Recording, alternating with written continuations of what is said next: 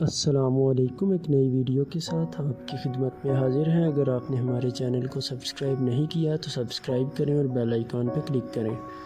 لالچ کی سزا۔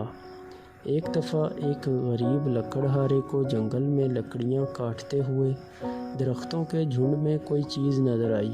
اس کے قریب جا کر دیکھا تو وہ پتھر کا ایک بت تھا۔ لکڑہارے نے اس پتھر کو ہٹایا تو وہاں ایک چھوٹا سا سوراخ نظر آیا۔ لکڑہارے نے سوراخ کے ارد گرد سے مٹی ہٹائی تو اسے ایک بہت بڑا خزانہ نظر آیا۔ لکڑہارا اتنے بڑے خزانے کو تنہا نہیں اٹھا سکتا تھا، چنانچہ اس کو ڈھانپ کر واپس اپنے گھر کی طرف چل دیا۔ راستے میں اس کی ملاقات ایک سوداگر سے ہوئی جو کہیں سے اپنا مال فروخت کر کے آ رہا تھا۔ اس کے ہمراہ 6 اونٹ تھے۔ لکڑہارے نے سوداگر سے کہا، مجھے جنگل میں بہت بڑا خزانہ ملا ہے اور میں تمہیں صرف ایک شرط پر اس جگہ لے جاؤں گا۔ سوداگر نے بڑی بے صبری سے کہا، جلدی بتاؤ، میں تمہاری ہر شرط ماننے کو تیار ہوں۔ لکڑہارے نے کہا، جتنے اونٹ اس خزانے میں سے بھرو ان میں سے آدھے مجھے دے دو گے۔ سوداگر جھٹ سے بولا، میں تمہیں آدھے اونٹ دے دوں گا، تم مجھے وہاں لے چلو۔ لکڑہارا رضامند ہو گیا اور اسے جنگل میں لے گیا۔ لکڑہارے نے سوداگر کو خزانے کی جگہ دکھائی اور سارے اونٹوں پر خزانہ لاد دیا۔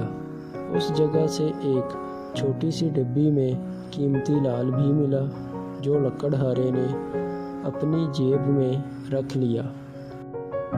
حسب وعدہ سوداگر نے خزانے کے 3 اونٹ لکڑہارے کے حوالے کر دیے۔ کچھ دور جا کر سوداگر کو خیال آیا کہ خام خواہ نصف حصہ لکڑہارے کو دے دیا، اگر اسے کم اونٹ بھی دیتا تو یہ مان جاتا۔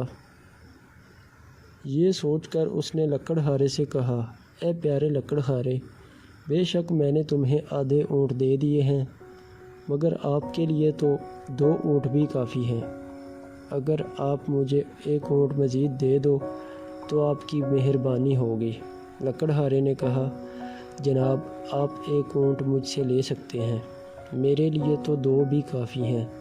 سوداگر نے اونٹ ملنے پر اس کا شکریہ ادا کیا، مگر لالچ نے اسے چین نہ لینے دیا۔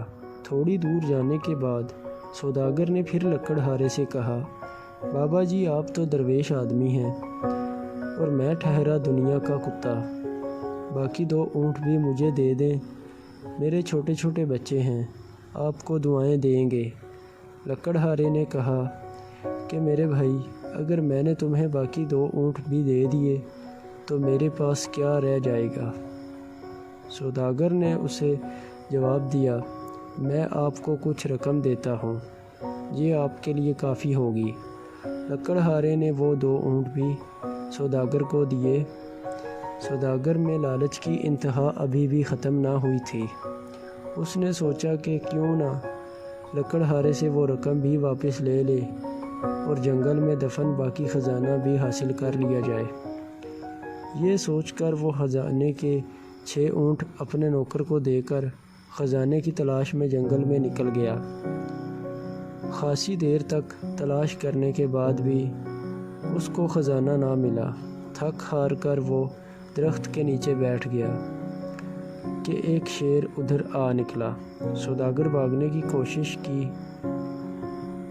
مگر شیر نے ایک ہی چھلانگ لگا کر سوداگر کو دبوچ لیا اور اس کے ٹکڑے ٹکڑے کر دیے۔ سوداگر کا لالچ اسے لے ڈوبا، جس سے اس کی جان چلی گئی اور اس کا مال و اسباب بھی دنیا میں ہی رہ گیا۔